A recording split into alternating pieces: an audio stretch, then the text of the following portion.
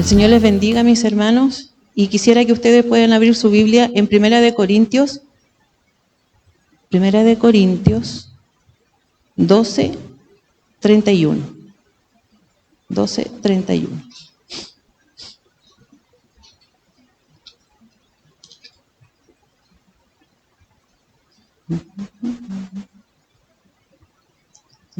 ¿Lo encontró? 12:31 dice, cortito el versículo, pero quiero hacer un enlace en realidad con este versículo, de 2 capítulos que están muy pegados. Y dice, procurad, pues, los dones mejores, mas yo os muestro un camino aún más excelente. ¿Quién dice estas palabras tan lindas? Pablo, ¿cierto? Y Pablo se las dice a los corintios. ¿Y en qué contexto se las dice? Pablo estaba hablando con la iglesia de Corinto y estaban hablando sobre los dones espirituales. Y Pablo, porque yo creo que muchos de ustedes conocen el pasaje anterior, ¿cierto?, sobre los dones. Y Pablo le comienza a relatar y le dice a los corintios que no quiere que sean ignorantes de los dones. Al parecer la iglesia estaba desconociendo los dones espirituales o estaba ocurriendo algo medio desordenado respecto de los dones. Entonces le dice a la iglesia de Corinto, no quiero que desconozcan, no quiero que ignores sobre el fundamento de los dones espirituales. Entonces le comienza a decir y hace una metáfora de que los dones espirituales representan al cuerpo de Cristo. Los dones espirituales están en un cuerpo y que así como el cuerpo tiene manos, ojos, pies, ¿cierto? Orejitas, narices, y tiene un montón de miembros, dice, la iglesia igual. La iglesia igual es un cuerpo y que cada uno de estas partes del cuerpo tiene una función. Y lo más lindo de cuando nosotros miramos el cuerpo humano es que el cuerpo humano es perfecto. Por lo tanto, los dones también lo son. Y el cuerpo es perfecto porque es una máquina que está tan equilibrada que cuando pierde equilibrio se desarma.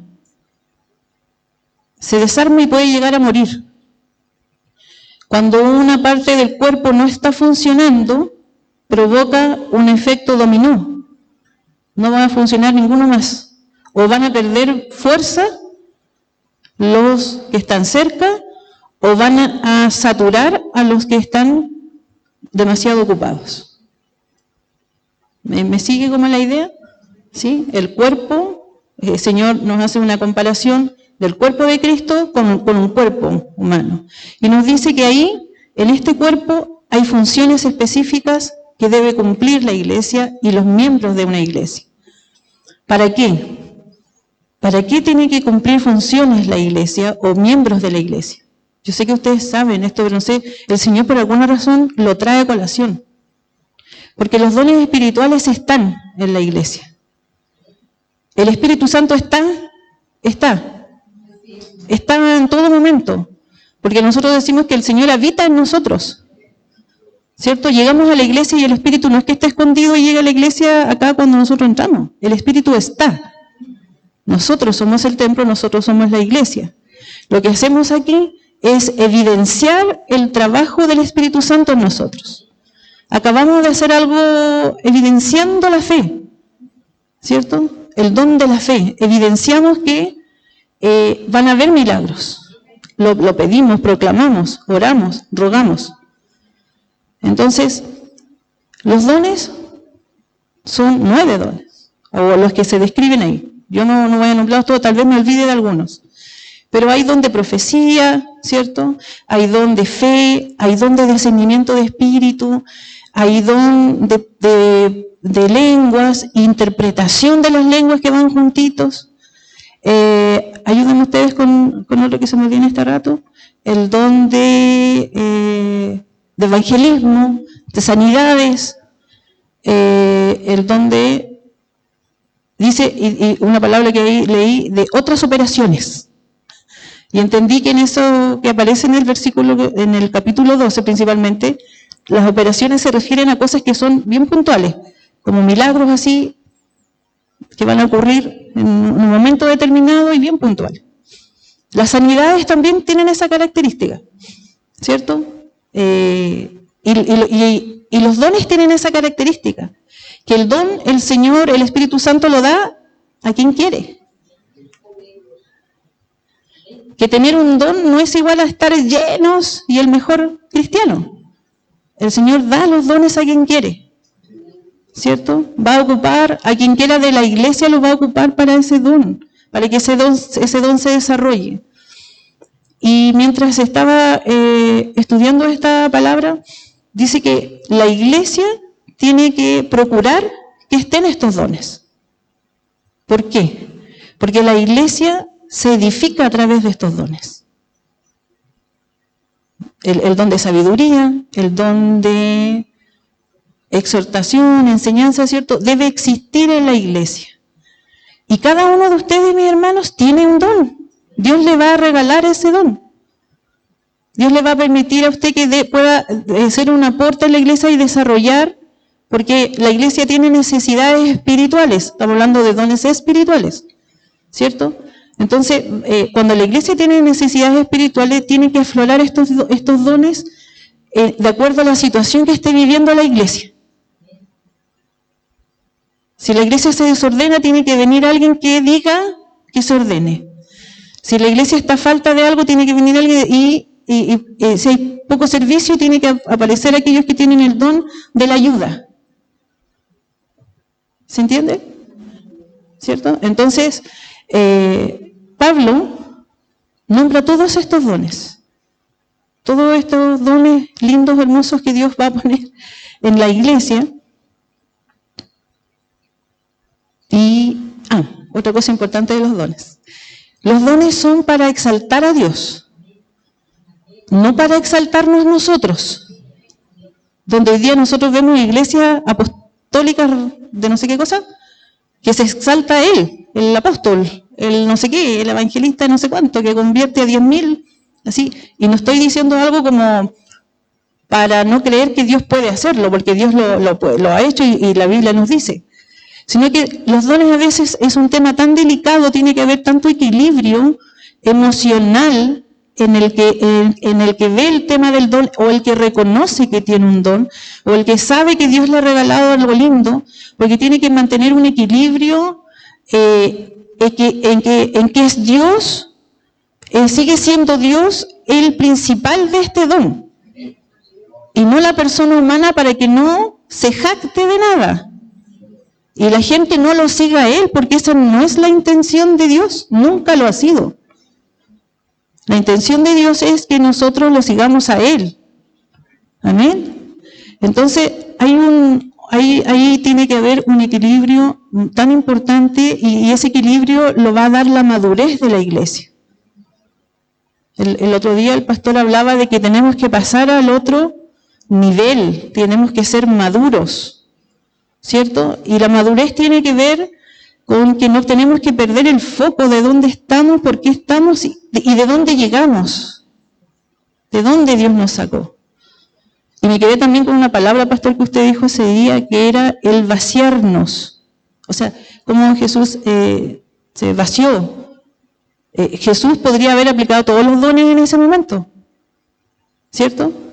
Y dice que su gloria la dejó ahí. La dejó stand-by, porque la gloria seguía estando ahí. Pero de alguna manera Jesús dice que no ocupó todo eso que Él tenía, toda esa autoridad, todo ese poder. Coloquémoslo hoy día igual dones, ¿cierto? No los ocupó porque había que hacer otra cosa. Ahora, ¿por qué le digo esto, hermanos? Porque ahí Dios nos muestra el equilibrio, la humildad y lo que se requiere para que el don realmente sea algo que no resuene como un tímpano, como dice Pablo después, y que no suene feo, ni se vea feo. ¿Sí? Y ahí donde yo quiero hacer el enlace. En el capítulo 13, por eso Pablo, después que le explica todas estas cosas a los corintios, les dice, mire, pero yo, dice, les voy a mostrar un camino aún mucho más excelente. porque seguramente en Corintios se estaban manifestando ciertos dones, equivocados, desequilibrados tal vez algunos, y la gente media desordenada. Entonces Pablo dice, está bien estos dones. Quiero que entiendan que tienen que existir ordenadamente, Dios los va a dar a quien quiera, pero esto tiene que ver con un tema entre la comunión de ustedes con Dios. Y lo que tiene que aflorar ahí es la esencia de Dios, el carácter de Dios, no el carácter de ustedes. Entonces, Pablo dice lo más excelente. Y ahí comienza Pablo a decir en el capítulo 13, y empieza a hablar de que puede tener usted esto, este don, el de profecía, el de palabra, el de lengua y de muchas cosas más, pero si usted no tiene amor, de nada le va a servir tener esto. Y es lindo este pasaje, hermanos, porque una de las cosas que últimamente yo personalmente me he cuestionado mucho en mi actuar cristiano es hasta dónde está mi nivel de amor. Yo amo al Señor. Usted también lo ama, ¿cierto? Y yo lloro al Señor cuando me doy cuenta que no amo realmente, como Dios quiere que yo ame. ¿Usted tiene esos niveles, mide su nivel de amor? ¿Se cuestiona a veces si realmente ama? ¿Se cuestiona realmente si en el día a día hay actitudes que no están demostrando el amor? Yo últimamente, yo les puedo decir que estos últimos 4 meses de mi vida me he cuestionado mis niveles de amor. Y yo creo que Dios lo quiere hacer porque me ama. ¿Cierto? Porque Dios nos ama. Porque Dios, como Pablo, nos está diciendo, mira, yo te voy a mostrar algo, un camino mucho más excelente. Que es cómo amas. Cómo estamos amando. Aquí hay cosas lindas que todos ustedes tienen. Todos tenemos cosas lindas. Pero el Señor nos quiere llevar, como dijo el pastor ese día, más allá. Más allá de las cosas lindas que podemos tener como personas, Dios quiere que nosotros entendamos que el amor es lo que hizo que estuviéramos nosotros aquí hoy. Y pensaba en esta frase, la frase que todo el mundo conoce. Dios es amor. ¿Cierto? Dios es amor. Y si Dios es amor, lo vamos a colocar en 1 Corintios 13, 4, que dice, yo voy a sustituir la palabra de Dios, donde dice el amor, vamos a colocar donde dice, en vez de decir el amor, vamos a sacar Dios. Dios es sufrido. Jesús sufrió. Amén. Dios es benigno. Dios no tiene envidia. Dios no es jactancioso. Dios no se envanece. Dios no hace nada indebido. Dios no busca lo suyo. Dios no se irrita. Gloria a Dios. Dios no guarda rencor.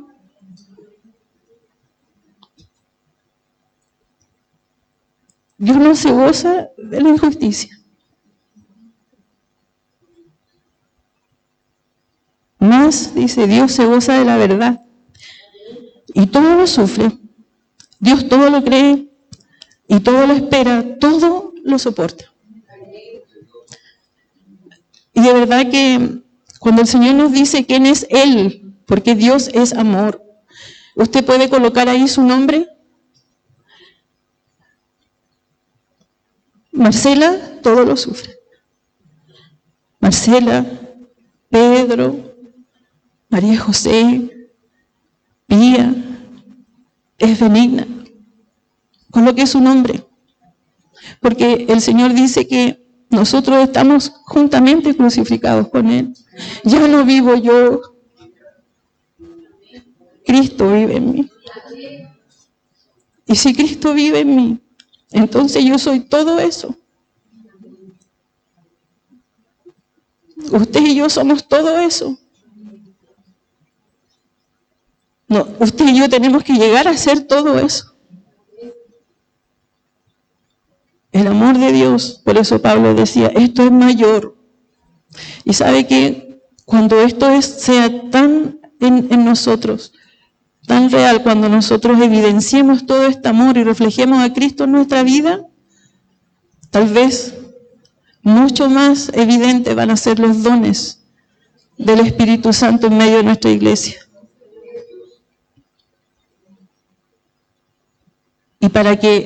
Y Dios necesita que eso se desarrolle, hermanos. Porque cuando entre la gente por esa puerta necesitada de amor de verdad, no de amor fingido como se da en el mundo, la gente necesita vernos, sentirnos, escucharnos, que tenemos amor. Gracias, hermano.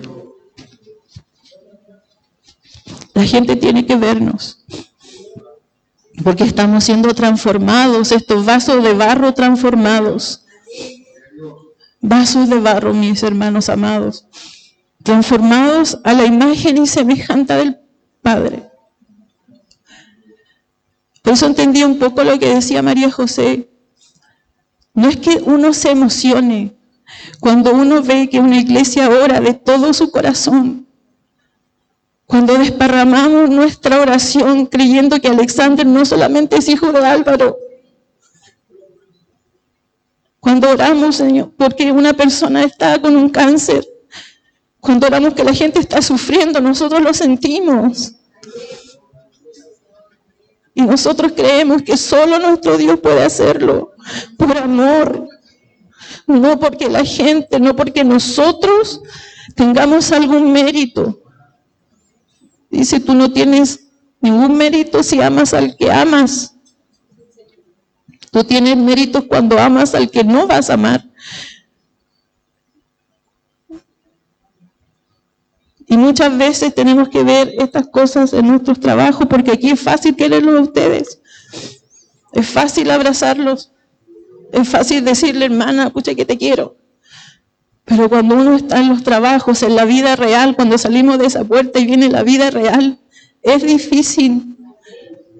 Y uno le ruega al Señor, cuando uno llega a su trabajo, Señor, ayúdame a amar a ese que no me ama, que yo y tú sabemos que no nos ama. Pero Cristo nos dio ejemplo. Dijo que fue camino al Calvario, no abrió su boca, no dijo nada, no se defendió, no dijo nada, no ocupó sus dones, no le dijo al Padre, destrúyelos. Al contrario, perdónalos, porque no saben lo que hacen. Dios es amor. Usted y yo somos amor, si tenemos a Cristo en nuestro corazón. Hay muchas cosas escritas aquí, hermanos. Pero quiero leerles algo que dijo un gran predicador, Spurgeon, creo que es el apellido. Dijo,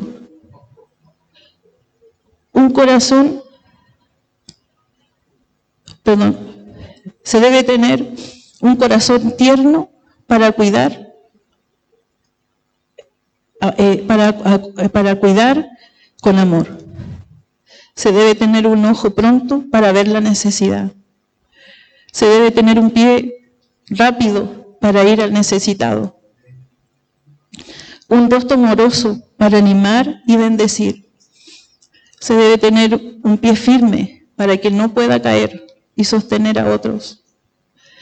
Y se debe tener una mano fuerte con la cual sostener a los demás.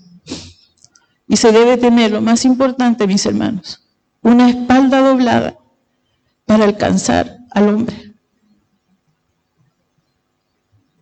El Señor es bueno. Los dones son formas en que podemos expresar y recibir el amor de Dios. Vamos a orar, hermanos. Yo quisiera que usted orara por su nivel de amor, para pedirle al Señor que le dé, así como pedimos más fe, más sabiduría, el Señor también derrame más amor, ese amor que podamos entregar a los demás. Amén. Padre, te damos gracias.